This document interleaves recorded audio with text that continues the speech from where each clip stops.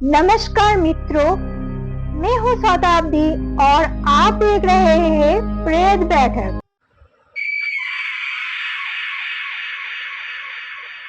दोस्तों, पिछले भाग में मैंने आप लोगों को सुनाई थी मृत सरायखाना कमरा नंबर 9 के बारे में, जहाँ पर एक औरत की आत्मा रहती है जो किसी को नहीं छोड़ती है, जो उस कमरे में जाते हैं।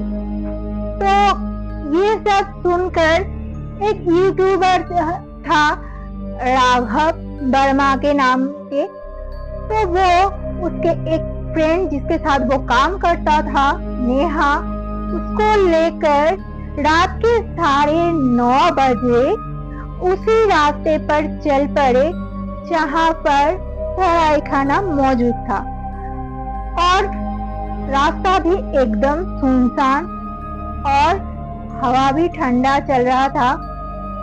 तो ये दोनों सरायखाने के पास आकर रुक जाते हैं और कैमरा ऑन कर कर कहते हैं, दोस्तों आज मैं आप लोगों को उस सरायखाने को दिखाने वाला हूँ जिस सरायखाने से पिछले महीने एक लड़का अचानक से गायब हो गए थे और उसका कोई नामो निशान भी नहीं मिला था। फिर नेहा पीछे से डरती हुई कहती है, राघव, यहाँ पर कहते हैं एक औरत की आत्मा रहती है जो किसी को नहीं छोड़ती है, तो जरा संभाल कर।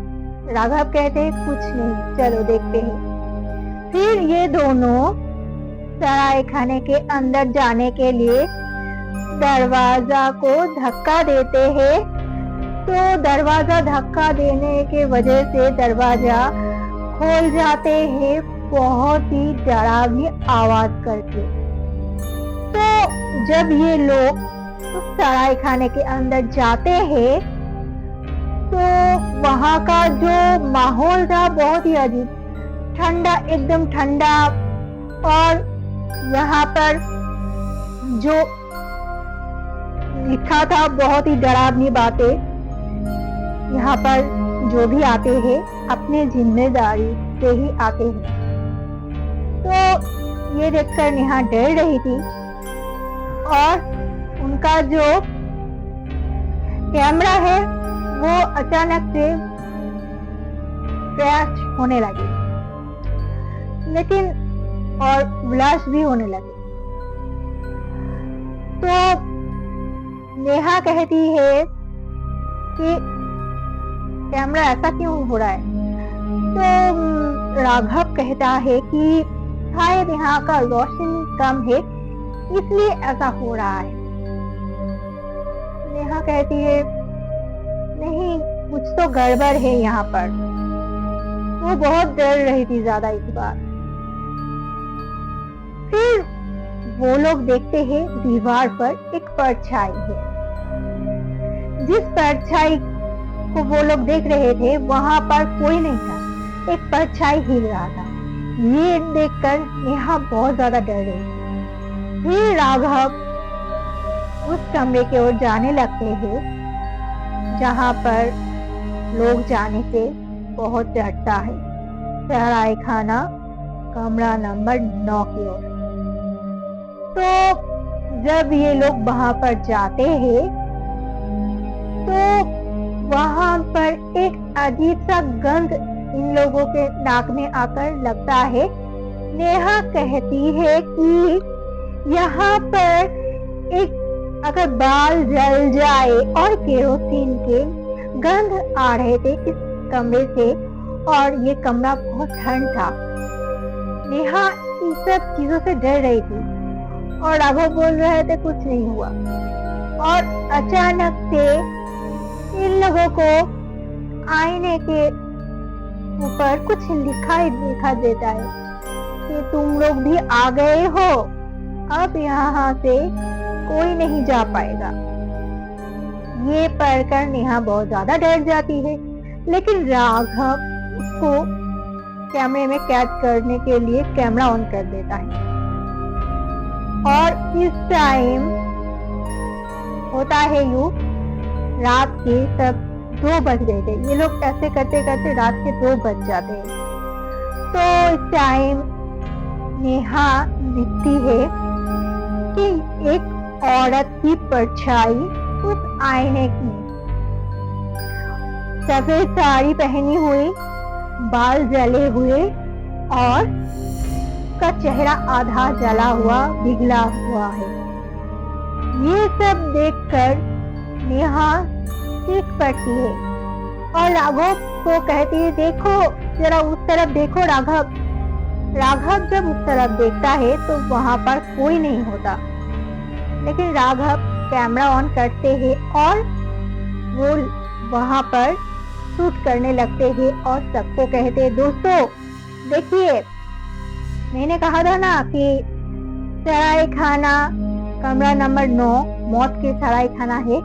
तो ये वही कमरा है नंबर 9 का, जहां पर सब लोग कहते हैं एक औरत की प्रेत आत्मा रहती है जो किसी को नहीं छोड़ती।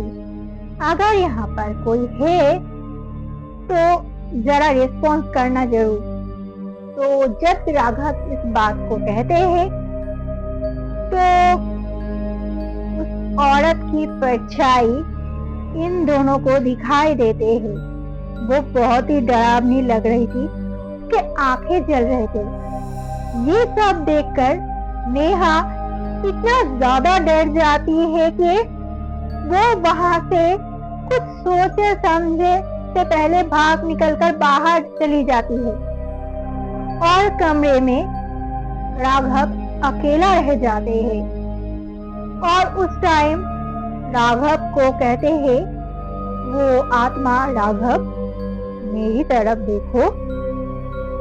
तो राघव जब उस आईने को देखता है तो वो आईना उसे अपने अंदर ले लेते हैं।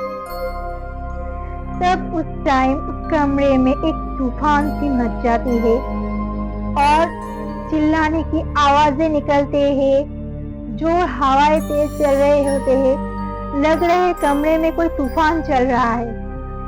फिर वहां पर ऐसा होता है कि वहां पर सारी चीजें एकदम शांत हो जाते हैं और कुछ नहीं होता। नेहा जैसे तैसे बाहर तो आ गई थी, वो बहुत डरी हुई थी।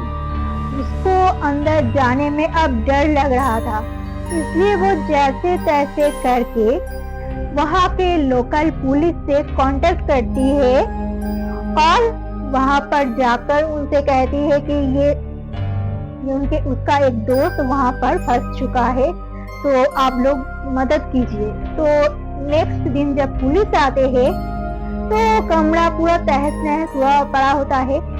फिर राघव के कैमरे को ये लोग वहां से निकल पाते हैं, कैमरे को भी हम लोगों के हाथ लगते हैं। राघव का कोई भी नाम और निशान वहां पर नहीं था।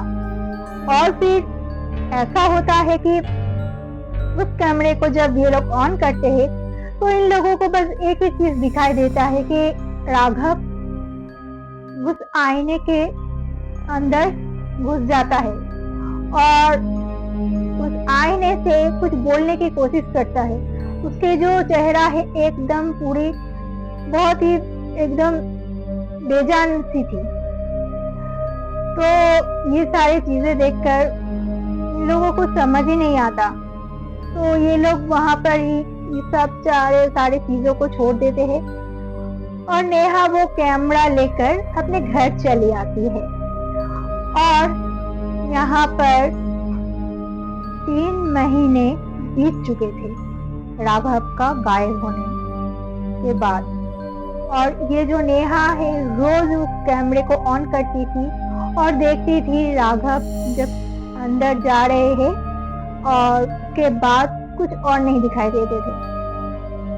फिर ऐसा होता है, नेहा इन सब चीजों से बहुत परेशान थी कि उसे लगता है कि राघव को कुछ, बहुत सारे लोग कहते थे कि राघव जिंदा नहीं है, लेकिन नेहा को कहीं ना कहीं लगती थी कि वो उस कमरे में ही है, कहीं ना कहीं है, उसे उसको ढूंढ निकालना पड़ेगा, नेहा ऐसे सोचती थी। लेकिन एक दिन नेहा घर पर अकेली थी। उस टाइम रात के टाइम थी, उसके घर में कोई नहीं था। तो कैमरा अपने आप ऑन हो जाते हैं और नेहा बहुत ही हैरान हो जाती है ये चीजें देख कर के कैमरा अपने आप कैसे ऑन हो गया। फिर वो कैमरे में देखता है कि राघव कहते हैं, नेहा मैं इस आईने में फंसा हुआ हूँ, मुझे तुम बाहर निकालो, प्लीज हेल्प मी। ये देखकर नेहा सोचती है अब उसे फिर से दोबारा उस सराय खाने में जाना पड़ेगा। तो उस टाइम रात के 11 बज रहा था और एकदम रास्ता सुनसान था, बारिश हो रही थी और ठंडी हवा भी चल रही थी और नेहा उस वीरान रास्ते में चल पड़ी थी। फिर वो उस सराय खाने के सामने आकर अपनी गाड़ी रोकती है और वहां पर जाकर वो सराय खाने को जब दरवाजा के ओर जाते हैं तो देखते हैं सराय खाने के दरवाजा खुला हुआ है। उसे ऐसा लगता है कि उसके ही इंतजार हो रहा था इस सराय खाने में। वो अंदर घुस जाती है, अंदर जाकर कैमरा ऑन कर देती है उस रूम में जाकर। फिर कहती है राघव को कि राघव अगर तुम जिंदा हो, यहाँ पर कहीं पर भी हो तो तुम मुझे आवाज दो। तो नेहा देखती है उस टाइम उस आईने में एक धुंधला सा परछाई दिखाई देता है और वो राघव की है। राघव का चेहरा एकदम फीका पड़ा हुआ है, आंखें सुन्न और उसके होठ बोल रहे हैं। राघव बोल रहे हैं, नेहा मुझे इस आईने से तुम बाहर निकालो क्योंकि मैं मर चुका हूँ, मैं जिंदा नहीं हूँ।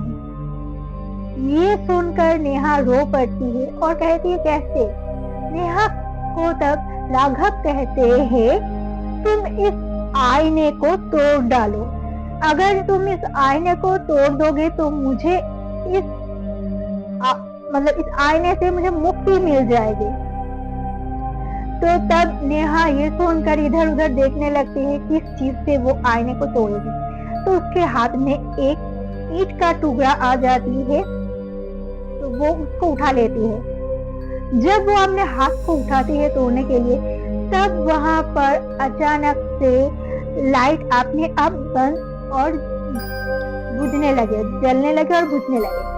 और उस टाइम वहां पर एक औरत की परछाई दिखाई देती है जो राधिका की है, कि जो आंखें जल रही है, का चेहरा जला हुआ, बाल पूरा जला हुआ है और वो जोर से चिल्लाती है कि तुम उसे कुछ मत करो, वो मेरा है।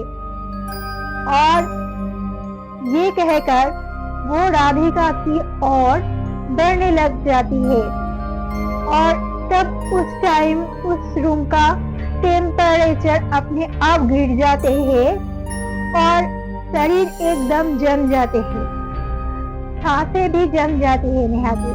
तब राघव उस आईने से कहते हैं अंदर से कि नेहा तुम यहाँ से भाग जाओ, नहीं तो वो तुम्हें भी इस आईने में कैद कर देगी। ये सुनकर नेहा बहुत ही जल्दी में उस पत्थर को आईने में बहुत जोर से मारते हैं और जोर से मारने के वजह से एक धड़ाम करके आवाज निकलते हैं और वो आईना टूट जाते हैं।